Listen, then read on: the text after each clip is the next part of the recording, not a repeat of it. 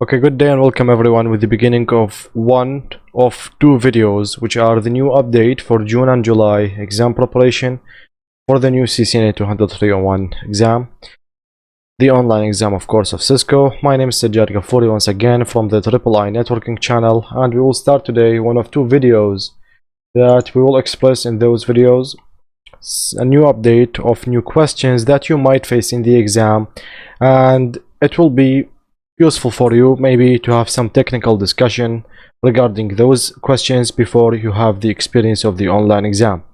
Anyways, they will be beneficial for you either in your real time, in your real like networking environments and working, or in the online exam that you are planning to take.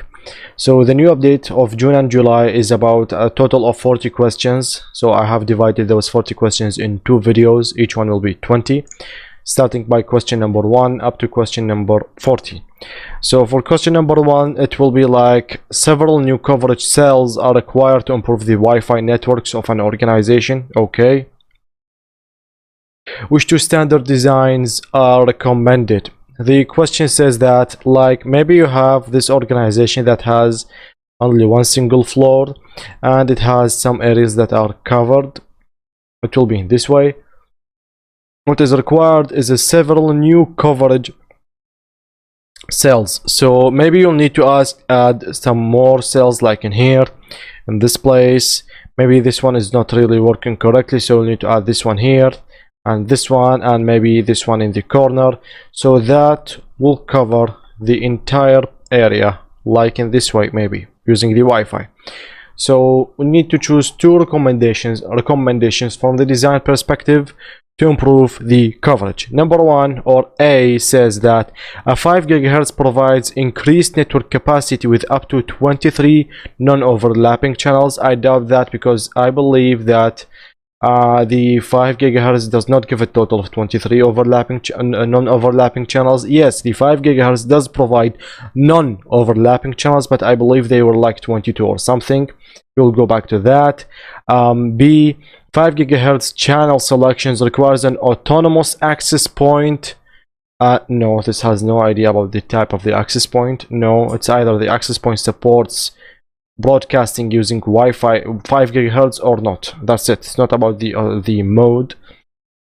Cells that overlap one another are configured to use non-overlapping channels. By the word cells, it means access points.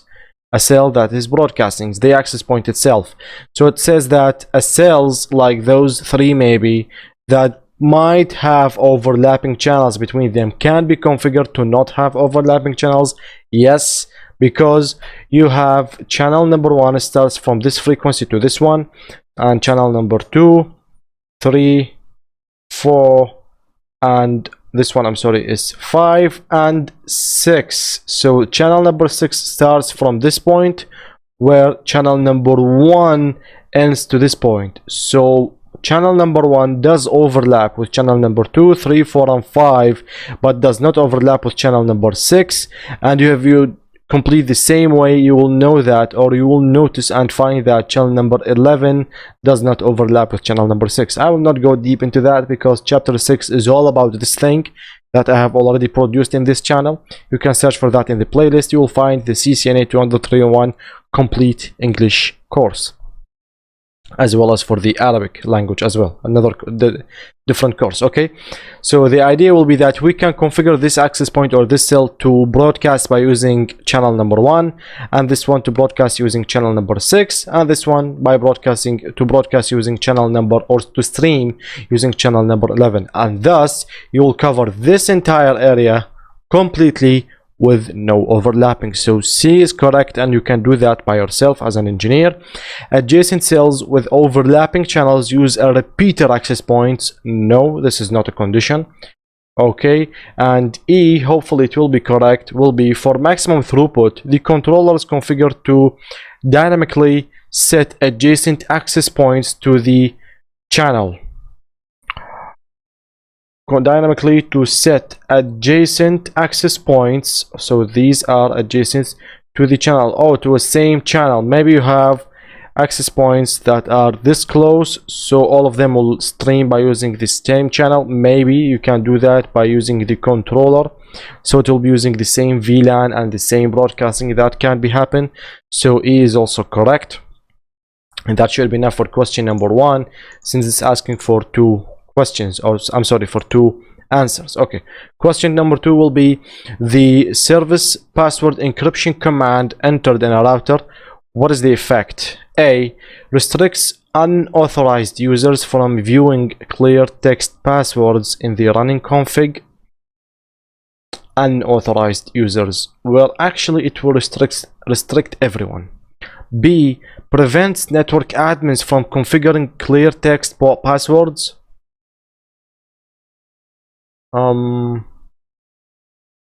Nothing will clear someone, like, actually you can configure a clear text password with a hash key, and that's it. It will be hashed automatically after you do that.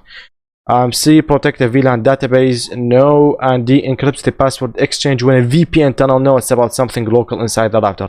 Actually, what I believe that will happen is that once you enable this command and you issue show running config, all the clear text passwords will be shown as hash to you. So you will be in a difficult situation if you forgot one of the passwords and you would like to show running config to see what was that password set for. So you will find that, oh, right now it's hashed because of that command. So even you, the administrator that did configure that command previously, you will also see that the password right now is hashed, so you lose it. So I will go with A for now, because it is meant to restrict, I'm sorry, I'm losing some of the language. This command is meant to restrict unauthorized users from viewing clear text password by hashing it in the running config, but even you will be a restricted user, sorry, an unauthorized user, because it was meant to unauthorized people. But even you, when you show run, you will see that as hashed. So I will go with A for this question, because B is not logical for me. C and D is definitely incorrect, but B is not logical for me. Okay, question 3 will be, which type of an IPv6 address is publicly routable, just like an IPv4 public? Multicast, no, it's inside of a company, it's one-to-many. Unique local is local. Link local is local. No, no, and no. Global is something global. So this question is about some English skills rather than some technical skills in the exam. Question 4 will be, which 2 statements are true about the command static IP route this subnet with this mask by using this next hop? Okay, let's establish a static route to 172.16.3.0. Yes, that is correct. Let's establish a static route to .2.0. No, .2. Something is the next hop, not the destination. It configures the router to send any traffic for an unknown destination to this network. No, this is not a static default route. This is a static regular route. So not any unknown will be sent to this destination. No. And rather it should be sent to a next hop. So this entire command is incorrect. It configures the router to send any traffic of unknown destination out of this destination. No, this is not a default route. It uses the default administrative distance. Well, since there is no numeric value defined in the end, so yes, it will be using the ID. It will use the ID of 1, which is the default. So E is correct. F, it's a route that would be used last if other routes of the same destination exists. No, because static route has an AD of 1. After that I have EIGRP with 90. Sorry, OSPF 110, ISIS 115, RIP 1020, BGP internally will be 200. So no, static route will always be the #1 preferred route, even if other ton of routes are there and competing it. Static route will win always, so it will not be the last one. So the answers here will be A and E. Question 5. Which 3 statements are typical characteristics of VLAN arrangements? Okay. A new switch has no VLANs configured. Yes, Cisco switches has no VLANs configured, because VLAN A is a default VLAN by default, and the bit tokens as well, so they are not configured. Connectivity between VLANs requires a layer 3 device. You have seen that. Just in case you have finished my entire course, then you would be very sure and certain that there is no way that multiple VLANs communicate between themselves without a layer 3 device, either a router with a router on a stick protocol or a multi-layer switch with SVI, switch virtual interface protocol enabled or method. VLANs typically decreases the number of collision domains. No, they create virtual broadcast domains, but inside each virtual broadcast domain there is multiple collision domains. And no, each VLAN uses a separate address space. You can definitely do that. A switch maintains a separate bridging table for each VLAN. Maybe. VLANs cannot span multiple switches. No, they definitely can. So I have A, B, D, and possibly E. Which one will I go with?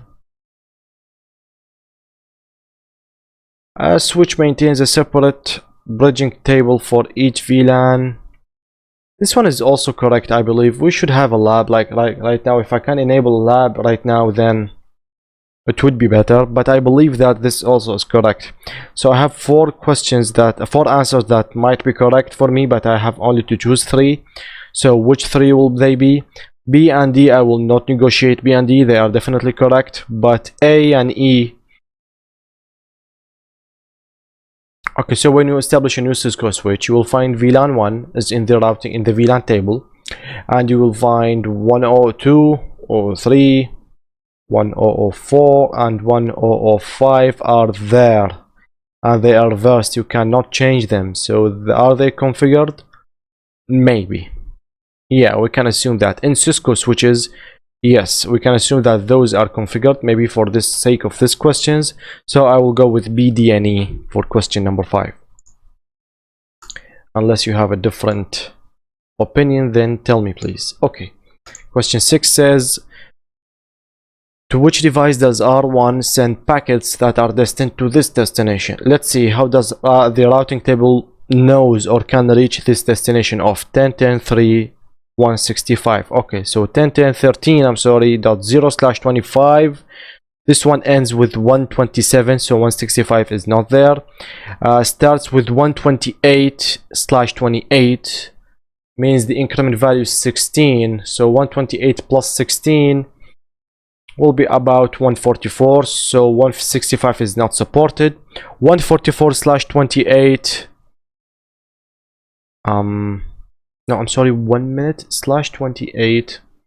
Yeah, /28 has the increment value of 16. That is correct. 144 with an increment value of 16 would end with 160. So no, 165 is not included. 160 but /29 means that the increment value is 8. So this one ends with 167. And 165 is included, so yes, this one is good. Maybe there is another choice.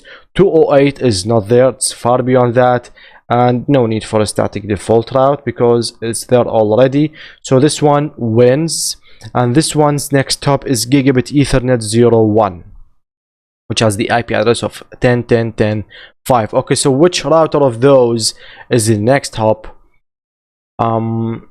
Actually, the naming of the interfaces is not showing here, so I'll have to choose by using the IP address. So 10.10.10.5 will definitely be here because this is the network of 10.10.10.4/30. So this will be like .5, this one, and .6 here. So this will be my next hop, .5. So I will choose R3B. Okay, for this question. I hope that this was clear for you. Please erase. Yes, thank you. Question number 7 says, I hope that the text is also clear for you. Which two commands are used to create a port channel 10? Okay, so port channel 10 is a layer 2 and up by using LACP and including two interfaces. So that would be good. I will need to either make those ports as either active or passive to, I'm sorry, to take a role in the LACP negotiation process. So interface range gigabit Ethernet 00 and 01, that is correct. Channel group 10 mode active, yes, this one is possible. Interface gigabit Ethernet 00 and 01 mode desirable, no, this will be PACP, not LACP. The same interfaces mode passive is also possible. The same again as auto, this will be PACP, and the final also the same again as on, so this will make them non-negotiable. This will force them to become up, so they will not use LACP, so this one is also incorrect. So either by setting those ports as active or passive, one of these two commands will possibly make your two ports get bundled or aggregated in port channel number 10. Question number 8, what are two requirements for an HSRP group? An active router, yes, and it will be one active router. You cannot have more than an active router in HSRP. One or more standby routers, no, we can have only one active router and one passive router only in the HSRP and VRRP topology. So I'm sorry, not more than a standby router. One or more backup, the term backup is not used with HSRP. This is for a VRRP protocol. No, even the concept is incorrect. Exactly one standby router, yes, that would be correct, which will be this one, and one backup router, this is also for VRRP. So A and D are the only choices that I can choose in my exam or in my technical what do we call it? It was not a review, not an appointment, I forgot about that. When you go to for a job application, I forgot the English word entirely. I'm sorry, maybe you know that. When you go to meet the manager for the first time in a job, what was the word? This is unbelievable. Sometimes I really forget words. Okay. What occurs to frames during the process of frame flooding? When a switch receives a broadcast message for an unknown destination and it flooded everywhere except the one that sent it.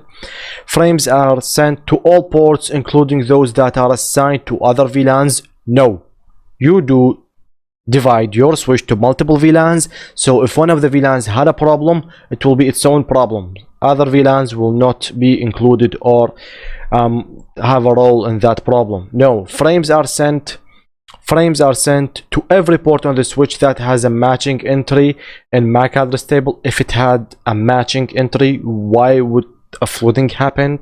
No. C, frames are sent to every port on the switch in the same VLAN except from the originating port. I will give 3 corrects for this one.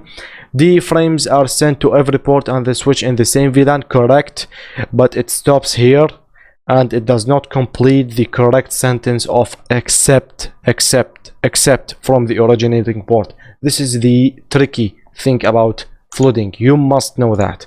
Okay, question 10. Almost half of this video is done right now. If all OSPF routers are in a single area and configured with the same priority value, what value does the router use for the OSPF router ID in the absence of a loopback interface?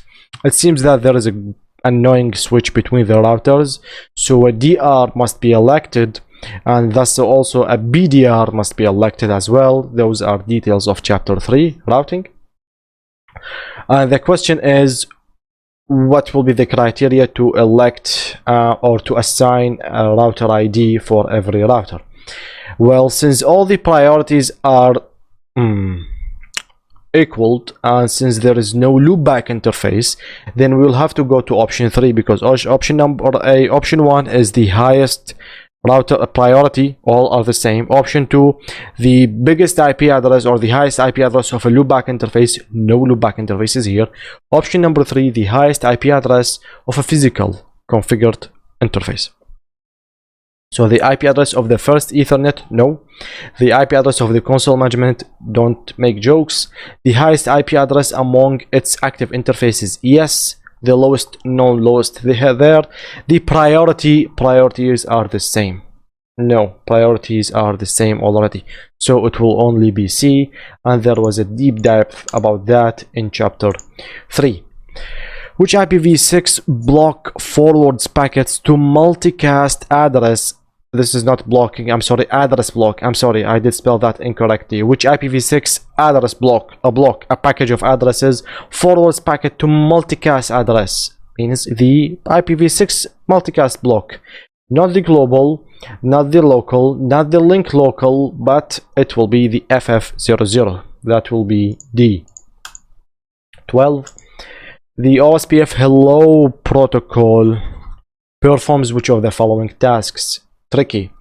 A. Negotiates correctness parameters between neighboring interfaces. No. It broadcasts. No. No, it's a no. It's not a. The OSPF hello message is a unicast message, I believe. No, 1 minute. What was the multicast doing? No, it's a multicast message. I'm sorry, it's a multicast message. It does not broadcast anything. It provides dynamic neighbor discovery. Yes, this is why it's there already.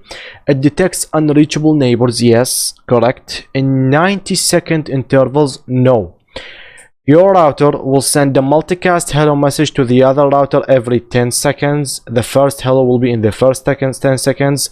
The second hello will be in the other 10 seconds. The third, the fourth.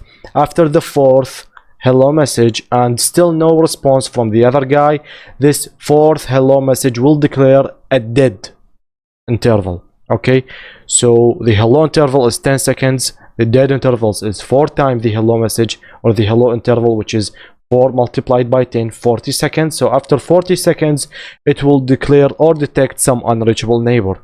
So no, it's not in 90, it's in 40 seconds. It uses timers to elect the router with the fastest links as the designated router, not you, of course.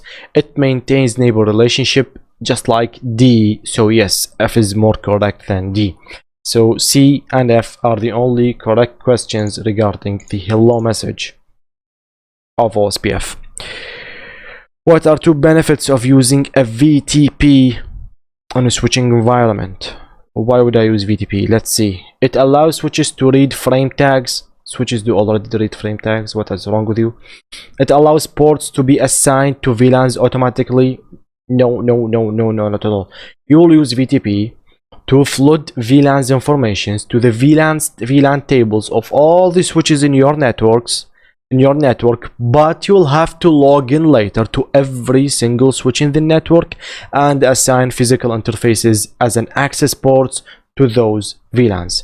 So B is also incorrect, and we wish if B was correct in VTP, then it would be very useful, but it's not. C maintains VLAN consistency across a switch network. Yes, because your switches will always be updated with the latest VLANs added and removed from the network, so C will be correct. It allows frames from multiple VLANs to use a single interface. This is trunking thing, not a VTP. A DTP, it allows VLAN information to be automatically propagated throughout the switching environment, and this is what VTP is all about. VLAN's informations, you will add them by yourself manually to a master switch or a VTP server switch, and it will automatically be propagated to the entire switches in the network, so that all of them will know about the new VLANs and welcome them to their VLAN table. 14. Which purpose does the northbound API? We have 2 types of APIs. Northbound, that connects your controller to the application that you use as a GUI applications to manage your entire network, and the southbound applications back in chapter 7 to connect the same controller downwards to the nodes, to the real devices, routers, switches, access points, controllers, firewalls, etc. So what does a northbound does? Communicates between the controller and the physical network. This is a southbound thing. Reports devices errors to a controller, so the devices to the controller. This is also will be a southbound thing to do. Generate statistics for network hardware and traffic.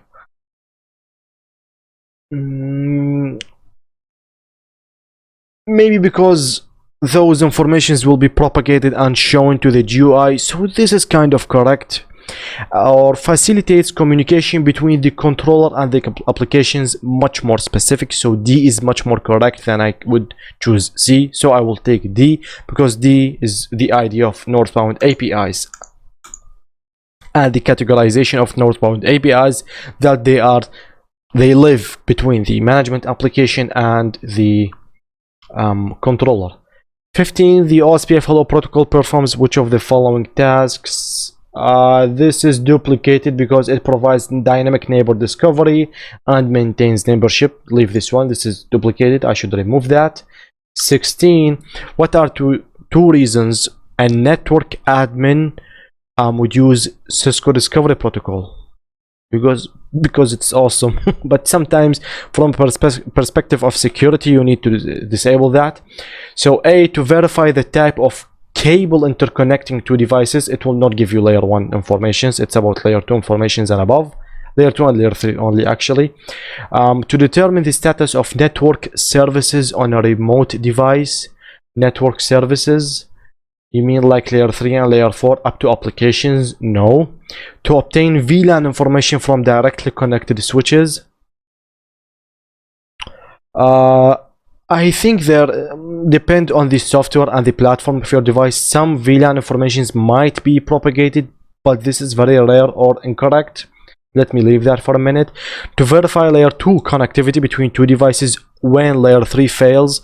So maybe if you cannot reach a device and you are suspecting that maybe the device is down or the cable is broken, just show CDP neighbors details, or show CDP neighbor interface gigabit Ethernet 00 detail will show you that the other side, which has the platform of Cisco Catalyst 3560, is up and running, and it's connected to you through its gigabit Ethernet 010 to your gigabit Ethernet 00 on your side. So it's connected, even though you cannot reach it, but it's connected, it's live, it's not down. To obtain the IP address of a connected device in order to telnet it. Yes, I have been doing that for years. This is extremely correct. But this will show only by using the command show CDP neighbor details. The details will give you a ton of information, correct, like comparing to the show CDP neighbor command. To determine the status of the routing, no, leave layer 3 alone, please. Okay, it will only give you IP addresses from layer 3, but no services, no protocols, not at all. Okay, 17. Refer to the exhibit, and the exhibit is interface gigabit Ethernet, switch port, voice. I hate voice. VLAN 50. An admin is tasked with configuring a voice VLAN. I can see that. What is the expected outcome when a Cisco phone is connected to that interface? So I have a switch. I have this port, which is gigabit Ethernet 314. It is connected to a Cisco IP phone. Okay. This way. Okay, so this way. If you have never worked with an IP phone from Cisco, then take that IP phone, flip it to the back, and see the back side. You will find always, I think, like 80% of the devices, of these devices, you'll find two Ethernet ports on the back. One of them comes from the switch, the other one goes to the end device, to the PC of yours. Why? To avoid extending two long cables from the switch to your two devices, so that you would operate those two devices. Maybe you're an employee, you use your computer, and you will also need an IP phone to communicate with your colleagues, manager, team leader, other departments, and so on. Especially if you're working as a call center agent in a company, in a technical support department, just like I was. Okay, so you will use that for 8 hours a day, like this way, or you'll connect your earphone. But the idea will be to avoid extending two cables from the switch. To make it something more suitable from a design perspective, you will extend only one to the IP phone, and the other one will go to your end device. What happened is that this switch was accessed to VLAN 50 voice VLAN. Every port can carry or encapsulate two VLANs at the same time, a data VLAN and the voice VLAN. So only voice VLAN was shown here. What will happen will that PC operate? It will operate by using the default VLAN that is already passing through this way, this cable. So the phone and the workstation do not have VLAN connectivity. They will have. The phone sends and receives data in VLAN 50, but the workstation connected to the phone sends and receives in VLAN 1. Yes, the phone sends and receives in VLAN 50, but the workstation has no VLAN. It has no VLAN assigned, but there is a default VLAN. Thanks for Cisco. The phone and the workstation connect. Both of them will use VLAN 50. No, because voice VLAN is 50, not data VLAN. So that will be B. Okay. 18, we are almost done today. Okay, that should be enough. An engineer deploys a topology in which R1, this is R1, obtains its IP configuration from a DHCP. So that means that this interface has the command of IP address DHCP, so that it will send a broadcast message all the way to the server. But there is a layer 3 device in the way. So your broadcast message will stop here, and according to chapter 4 that we have studied, by using DHCP relay, you will forward the broadcast message from this interface to this interface. So we will need to enable IPDHCP on this interface and IPDHCP relay on this one. So what happened is that how we will accomplish that. Okay, choose two commands. A, interface fast Ethernet 00 on R1 IP helper address, which is DHCP relay, correct, for this application. For this IP address. This is enabling a relay on R1. No, relay should be here. You are wrong. R2, which is this one, should enable relay. IP helper address on gigabit Ethernet 00 to 100. Correct. Thank you. R1 IP at DHCP. Yes, on fast Ethernet 00. We are done. And no shutdown. R2 enabling DHCP on R2, this is incorrect, and enabling helper address on R1 is also incorrect. Just in case you have seen the entire series, then you will be more than certain about how to answer such question in the exam without blinking. Okay, question 19. What commands are needed to add a subinterface to Ethernet 00? So this is Ethernet 00. It seems that the guy is using a router on a stick, so it will enable two subinterfaces to allow for VLAN 50. I'm sorry, two subinterfaces or only one? To allow for VLAN 50 with the IP address of this one. So also, just in case you have watched the series, then there is a complete lab in the end of the series called CCNA Plus Mega Lab 1, which is how to create subinterfaces, tag the subinterfaces and encapsulate it with a certain VLAN, and make that subinterface a gateway for that specific VLAN, which is in this case 20. So we will have to make the tag of 20. Okay, so we need to search for interface Ethernet 00. This is configuring the global interface, not creating a subinterface. I'm sorry, Ethernet 00.20, correct.